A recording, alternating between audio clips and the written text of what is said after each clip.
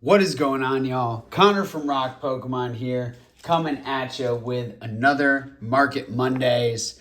Y'all have not seen a BGS return from me because we have been waiting on this bulk economy submission from January 2021, and it is finally back. So shout out to my boy Cano Shark for the long game of middlemaning this for me. And we're going to hop right into it, y'all. I am so excited to show you these mixture of things for my personal collection, things to sell, things that I don't know about yet. Cool mix of non-Pokemon, Pokemon TCG, Pokemon non-TCG. This is going to be sick. So first up, little bit of HP. So story behind this, pulled all these Harry Potter cards myself. Starting off with the 9, Harry Potter base set, full art foil. Strong subgrades there. 9s across the board, 9.5 on surface, which is crazy for these cards because they always have print lines and scratch really easily. I had penciled this in as a 9, and it did indeed hit the 9. The time of grading these all cost I think like $18 if I recall. So pretty stoked on that. But of course you can't just have Harry by himself. The Ron coming in at the 9 as well. Even better centering grade on that one. Really cool. You can actually see like Scabbers in the background there, him holding it up. So an awesome one to go with our Harry. And of course, to complete the trio, none other than Hermione Granger, coming in at the 9.5 gold label, quad plus across the board. These are going in the forever collection, y'all. I am over the moon about this. I've been waiting so long to have these back, and now I get to have them in my collection forever. I can't believe it. This is a really cool trio for me to have hit. So I'm very stoked. Checking my spreadsheet over here, I had Ron and Hermione both at 9 as well with very high subgrades. I had an average of 9.5, so I put them both at 9s, and it played out well. So really cool trio for me. Really stoked about those. Next up, we have, checking the spreadsheet, the Bandai Ditto from 1997. One of the coolest artworks ever with Ditto, trying to figure out which starter it's turned into, and it's very confused. I had penciled this one in actually at an 8. Let me put up my spreadsheet here. Yep, so I had this at an 8. Wasn't too sure I was going to be looked on favorably, but was able to hit that 9 with even a 10 on surface on a 97 Bandai card. Another one going into the forever collection. One of my favorite artworks across all of Pokemon. Very, very stoked on this one. All right, next up, we've got a funny one to show y'all. So I had bought some Bandai Card S 96 cards that I collect that entire set. And I had bought some raw ones to grade to try to hit 9s for my set. And turns out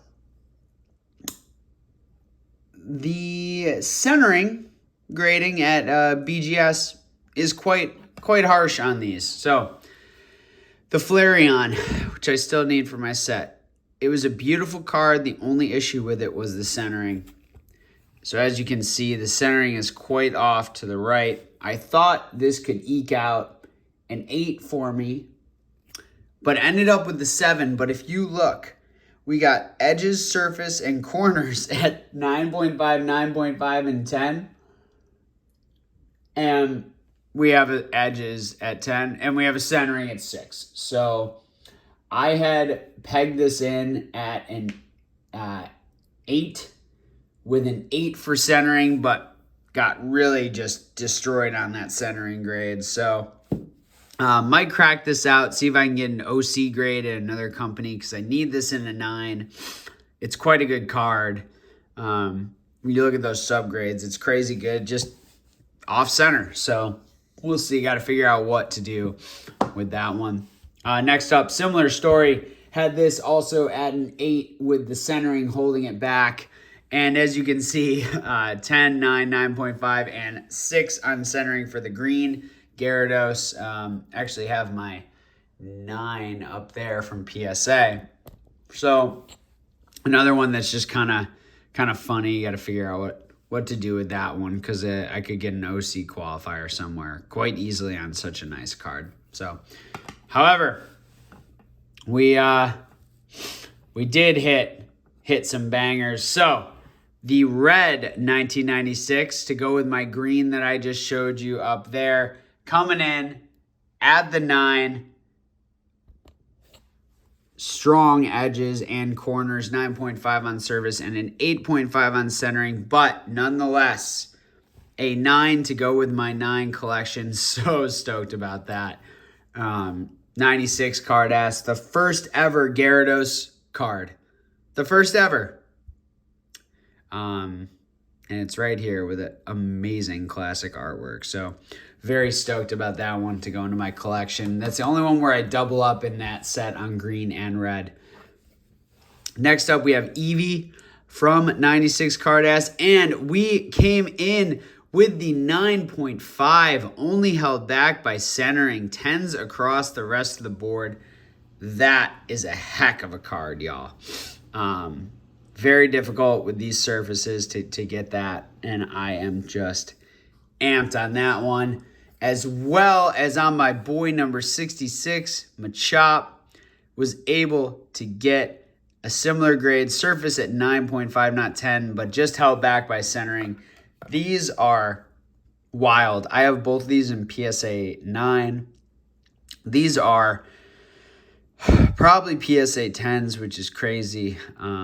But 2 just amazing cards. That Eevee artwork is just bar none. The Machop, of course, a classic. Love those. Love, love, love those.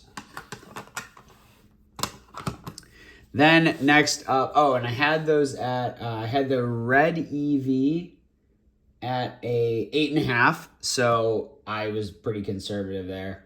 And I had the Machop at a 9, so got a little bump there as well. Really cool to see. Next up, we have a little shadowless trio that I just had lying around and wanted to send in. So Squirtle, Charmander, and Bulbasaur. I'm going to flip these over back here too so that you can't see the grades yet. But Squirtle, Bulbasaur, and Charmander, as you can see, got some paper ones in there. So ended up with very nice centering on this shadowless Squirtle, but corners and surface just getting rocked over their edges too. So 7.5. Same with the Bulbasaur. These were just ones I had lying around. Really just wanted to grade a trio, but was able to hit the 9 on the Charmander. Charmander was strongest out of the bunch. Honestly, I just kind of YOLO'd this trio. I think I had them all at 8.5. So got a little bump on the Charmander and hurt a little bit on the Squirtle and Bulbasaur. So that's a fun trio for someone, though. Ain't no thing. So, and Shadowless is my favorite. No drop shadow over here outside the art box. And I mean, that Arita is just a superb artwork. Cannot discount it whatsoever. Just absolutely amazing trio of Arita artworks. So then next up, we had the pristine 10 Jungle Pikachu. Pulled this myself January of 2021 to celebrate the new year. Almost getting the black label. I mean, I didn't even realize this. I haven't looked at these closely. A half point away from the black label. Oh my gosh. On a freaking vintage card. Are you kidding me? Are you kidding me? Wow. Wow. Japanese Jungle Pikachu. Almost hitting that Black Label. I had this down. Oh, I had a 9 conservatively because I'm just super conservative. So I'm stoked to have this one. I mean, that Sugimori artwork is just bar none. So crazy. Another strong card, the Pristine 10 Eevee. Again, half grade away from a freaking Black Label. A Himeno Classic. Just absolutely stunning. Love this card to death. This one is staying in my collection as well. Had this down at a 9, I believe. So really, really stoked on that one. Just iconic. Jungle Pikachu or Jungle Eevee. I mean, you can't go wrong with either of those. This is a really cool set to have. I mean, 2 of the most iconic common cards from that set, both in Pristine 10. So really neat. Then we had the Pinsir. Yes, the hollow Pinsir that we pulled from that pack. Coming in at the 9.5, even higher than the 9 I had expected. Centering really held this card back from hitting that 10, but my goodness, what a cool card. And that's one that's going to stay in my collection as well. This pack is pretty special to me. Then we had pegged this one, guessed 9.5, got the 9.5, had quad plus 9.5s across the board.